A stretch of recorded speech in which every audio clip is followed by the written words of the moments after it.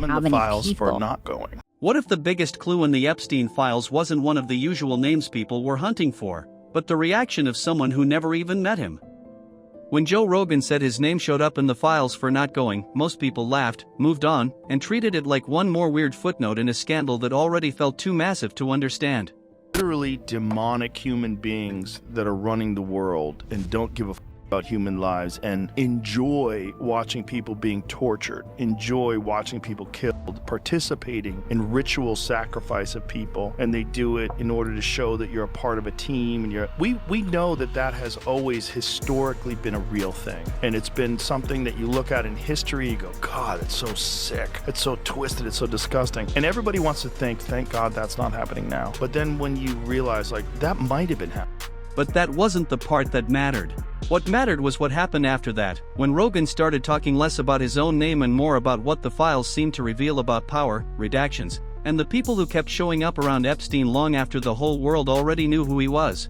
And once that door opened, one name started standing out in a very different way: Naomi Campbell. I've always said that I'm not a saint, that I am a work in progress, but I will not be held hostage by my past. What he's done is indefensible, and when I heard of what he'd done, it sickened me to my stomach, just like everybody else. Rogan's part in this story is strange precisely because it's so small. According to his own account, Jeffrey Epstein tried to get an introduction to him back in 2017 through physicist Lawrence Krauss after Krauss had appeared on Rogan's podcast.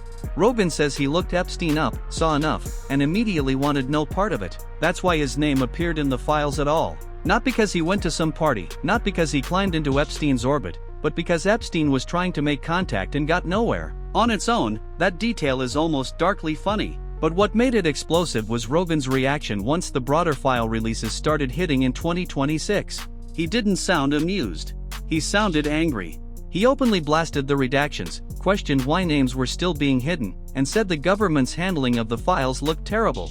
That shift matters, because Rogan wasn't just reacting like another podcaster chasing headlines. He was reacting like someone who realized the public had been told this story was mostly finished, when in reality people were still arguing over who was being shielded and why. And once viewers started following that trail, they stopped asking who almost met Epstein and started asking who stayed close to him for years. That's when Naomi Campbell's name became impossible to ignore. Huh? Yeah, I'm in the files for not going, because Jeffrey Epstein was trying to meet with me. Oh, I did see that. Yeah, and I was like, what? I'm like, no thanks. Yeah. Aren't you glad? Yeah, but I would have never went anyway. It's like, it's not even a possibility that I would ever went. But especially after I Googled him. I was like, what the fuck are you talking about? What made the Naomi angle so sticky wasn't one photo, one event, or one rumor. It was the pattern. In 2026, reporting on the newly released files described repeated references to Campbell in emails, travel-related records, and witness accounts tied to Epstein's world. The New York Times reported that emails reflected Campbell asking to fly on Epstein's private plane and making plans to meet him at his New York mansion. The same report also said unnamed victims told federal investigators they saw Campbell in Epstein's mansion and on his island. I was sleeping. I had a knock at my door, and I opened my door, and two men were there and gave me a pouch and said, "A gift for you." I was there the next morning at breakfast. I told Miss Farrow and Miss White what had happened, and one of the two said, "Well, that's obviously Charles Taylor," and I just said, "Yeah, I guess." That's the kind of detail that changes the way people hear a name. A random celebrity photo can be brushed off. A passing acquaintance can be dismissed. But repeated contact over time is harder to wave away, especially when that contact appears to continue after Epstein's 2008 conviction in Florida. Suddenly the story isn't just that a famous model crossed paths with a notorious man. The story becomes much more uncomfortable. How close was she? How long did that closeness last? And what exactly did that relationship look like behind the scenes? And that's where the tension really begins, because the public record doesn't give you a simple villain speech or a clean confession. Instead, it gives you one messy timeline and two very different interpretations of it. On one side, you have the image people instantly jump to when Naomi Campbell's name is linked to Epstein, elite parties, private flights, the fashion world, and a social universe so glamorous that the warning sign somehow got buried under access and status. On the other side, you have Campbell's legal response, which is much more careful and much more limited. Her lawyer has said she was not Epstein's friend, that she knew him only as a businessman, and that she was unaware of his criminal conduct before his 2019 arrest in New York. He has also argued that she did not control the guest lists for events Epstein was invited to, and that flight arrangements involving his plane were often handled by third parties rather than personally by her. That defense is crucial, because it means this is not a simple story where one side says black and the other says white. It is a story about proximity, access, and what those things mean when viewed in hindsight. And hindsight is the killer in this case. Because even if someone insists they didn't know the full extent of what was happening, people immediately come back with the same question: how did that connection keep surfacing after Epstein was already publicly disgraced? That's the part the public can't let go of, and honestly, it's the part that keeps this story alive. The timeline after 2008 is where the entire situation starts to feel harder to explain. Once Epstein had been convicted in Florida of soliciting prostitution from a minor, the idea that he was just some mysterious financier with a vague reputation was over. His name was radioactive. People knew. Maybe not every detail, maybe not the full scale, but enough to know he was not someone any cautious public figure would want to stay tied to. And yet reporting based on the released files says contact with Naomi Campbell's world didn't simply vanish. People reported that redacted emails showed Epstein being invited to major events connected to Campbell, including her birthday celebration in St. Tropez, a Dolce & Gabbana-related event in Paris, and another high-profile event in Moscow. People also reported that in 2016, years after the conviction, emails indicated Campbell unsuccessfully asked to use Epstein's private jet. That single detail hits so hard because it makes the relationship feel active, not historical. It suggests this wasn't just some relic from a reckless era before everyone understood who Epstein was. It suggests his resources and his access still mattered to people in elite circles long after his reputation should have made him untouchable. And that changes the emotional temperature of the entire story. It moves it from old scandal resurfacing to why was this still functioning at all? And once you ask that, another name inevitably rises to the center of the story for a much sadder reason: Virginia Giuffre. Virginia Giuffre, the most prominent victim of the late convicted pedophile Jeffrey Epstein, took her own life on Thursday. It is impossible to talk about why this case still grips people without talking about what Giuffre represented. For years, she was one of the clearest and most recognizable voices forcing the public to look at Epstein's network as more than gossip about rich people behaving badly. Reuters reported that she died in Australia in April 2025 at age 41, and her family described her as a fierce fighter against sexual abuse and trafficking. Later that year, Reuters also reported on the publication of her posthumous memoir, Nobody's Girl, which renewed scrutiny on the figures connected to the Epstein case and on the long shadow it still casts. That matters because it reminds people this story is not really about celebrity fascination, no matter how often celebrity names dominate the coverage. It is about victims who spent years trying to get powerful institutions, media outlets, and the public to pay attention. Every time the conversation drifts into glossy headlines about who attended what party, that human reality gets pushed aside. But Giuffre's name keeps pulling it back. It forces a different question. Not just who was there, but who saw enough to ask questions and who didn't. Who stepped away, and who kept moving through the same rooms like nothing was wrong. That is why Naomi Campbell's repeated mentions carry such weight. Not because the files hand the public a final answer, but because they place her near a story that survivors spent years begging the world not to ignore. One of my guests was trying to get me to meet him. I was like, "Are you high? Like, what the f*** are you talking about?" And if the Epstein-related scrutiny weren't enough, Naomi Campbell's public image took another hit from an entirely different direction in 2024.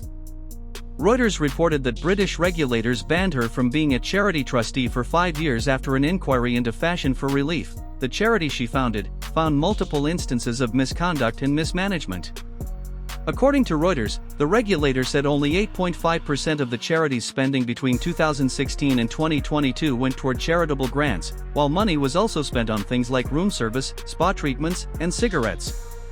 Later reporting said Campbell acknowledged failures in her role but denied any personal financial misconduct, with her side insisting she had not used the charity for personal gain.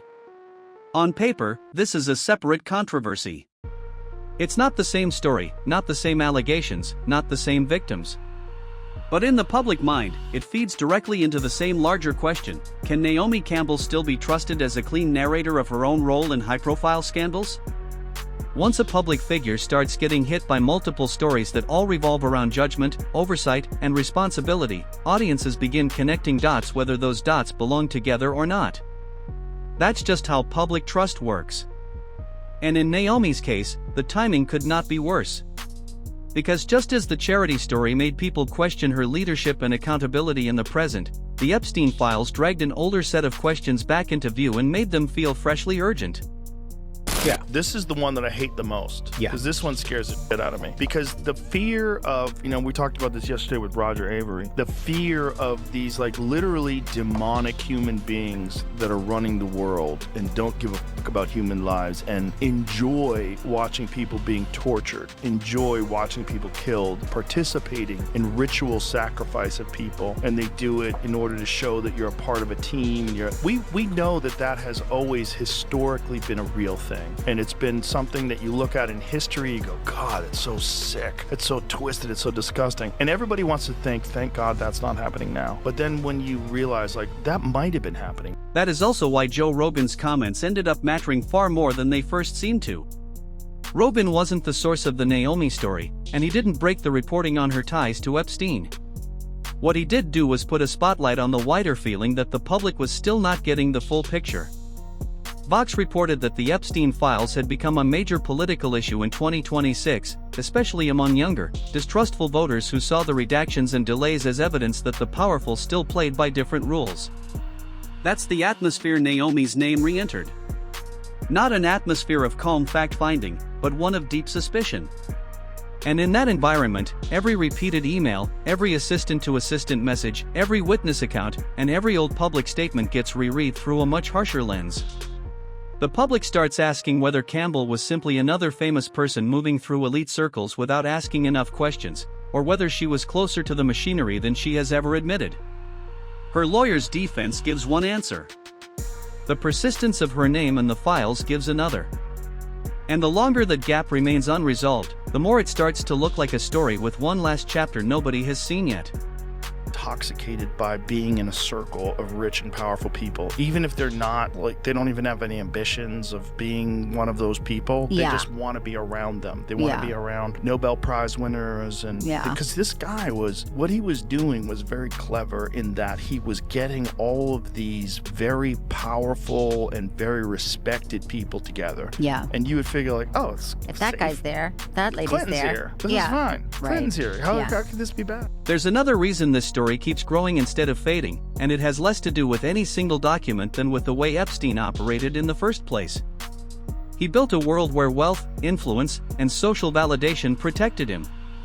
If you were a famous person and everyone around you treated him like a legitimate player, that social proof did part of the work for him. It normalized him. It made his presence seem explainable, even respectable. Rogan touched on that idea when he talked about how some people get intoxicated by being around the rich and powerful, even if they have no direct ambition of becoming one of them. That line lands because it explains so much about how elite networks function. People don't always make decisions because they believe in someone. Sometimes they make them because everyone impressive around them appears to have already done the same. In that kind of environment, caution gets outsourced. Moral judgment gets blurred. And later, when the truth surfaces, almost everybody insists they saw less than they really did. That's what makes the Naomi story so compelling. It's not just about one supermodel or one scandal. It's about the entire social mechanism that let Epstein keep moving. Who lent prestige to that world? Who kept answering the calls? Who still treated him as useful after the warning lights were already flashing red? Those questions are much bigger than Naomi Campbell, but her name keeps coming up because she sits at the exact intersection of fashion, celebrity, philanthropy, wealth, and access. She is not just another person in the crowd. She is one of the faces that made the crowd matter. Right is an email that was sent by the victim's lawyers to the DOJ. It was a list of names not to a list of names not to release. What did the DOJ do with this email? They released this email in the document production. Literally the worst thing you could do to the survivors, you did. And they're getting phone calls. A lot of these people didn't want to be known. And we know you touched the document because you redacted one name and you redacted the lawyer's name, but you left the survivor's name. And yet, even here, the story resists becoming simple. Because if you go too far in one direction, you start saying more than the verified reporting actually proves. The files and the reporting around them raise serious questions about how close Campbell was to Epstein and how long those ties lasted. They do not, by themselves, prove every assumption people online are desperate to make. That distinction matters. It matters legally, obviously, but it also matters narratively. A good script doesn't need to scream what hasn't been proven. In fact, the uncertainty is what makes this more gripping. If there were already a final answer, the tension would vanish. The reason audiences lean in is because this is still a conflict between documented access and public denial, between repeated contact and claims of limited knowledge, between a social world that kept reopening its doors to Epstein and the later insistence that nobody understood what was happening. Naomi Campbell's role sits right in the middle of that contradiction. That's why every new article about the files reignites the same argument. Some people see a woman being unfairly dragged for high society associations that looked different in hindsight. Others see a public figure whose explanations no longer match the timeline people can now read for themselves.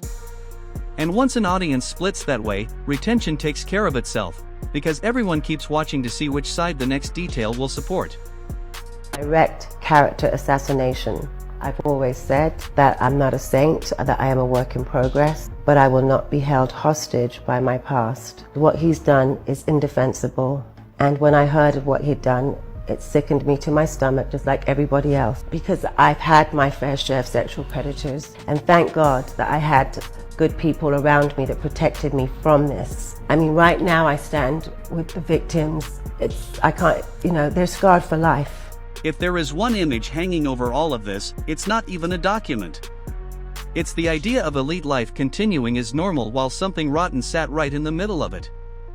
Invitations still went out. Events still happened. People still traveled. Assistants still coordinated. Names still surfaced. That's why the most unsettling part of the Naomi Campbell story isn't one dramatic reveal. It's the sense of continuity. The sense that a man whose reputation should have slammed every door shut still found doors opening in some of the most glamorous rooms in the world. Once you feel that continuity, you can't really unfeel it. Every explanation starts sounding partial. Every denial sounds narrower than the question being asked. And viewers sense that instantly. They may not know every filing, every date, every detail, but they know when a timeline feels off. They know when a story doesn't quite add up. That's what makes the Naomi thread so potent. It feels less like an isolated scandal and more like a crack in the wall, one that gives you a glimpse of how status can override common sense in circles where nobody wants to be the first person to stop the music. During the 5 screenings, each screening, there was a talking going on. And I was like watching the audience going, what? The second time it happened. Again, third time, talking in this one particular spot. And I'm thinking, what, did we do something wrong or something? But so then one more time it happened. At the end, I was asking about the movie and I asked them about that one particular part where everybody's talking and they all cried out Epstein Island. And I went, oh, okay. Now I understand what we're up against. So now we end up at the question that keeps dragging this story back into headlines. What exactly did Naomi Campbell know? And when did she know enough that the relationship should have ended for good? Her side says she didn't know the truth about Epstein's conduct before 2019, that she was not his friend, and that the connections now being re-examined were more limited than critics claim. The reporting says her name appears again and again in the records, in travel discussions, event connections, and witness accounts that stretch across years. Both of those things can exist in the same conversation, but they do not sit comfortably together. And that discomfort is the whole reason this story has such staying power. Because it doesn't feel finished. It feels suspended. It feels like a public figure standing between what has been documented and what has not yet been fully explained.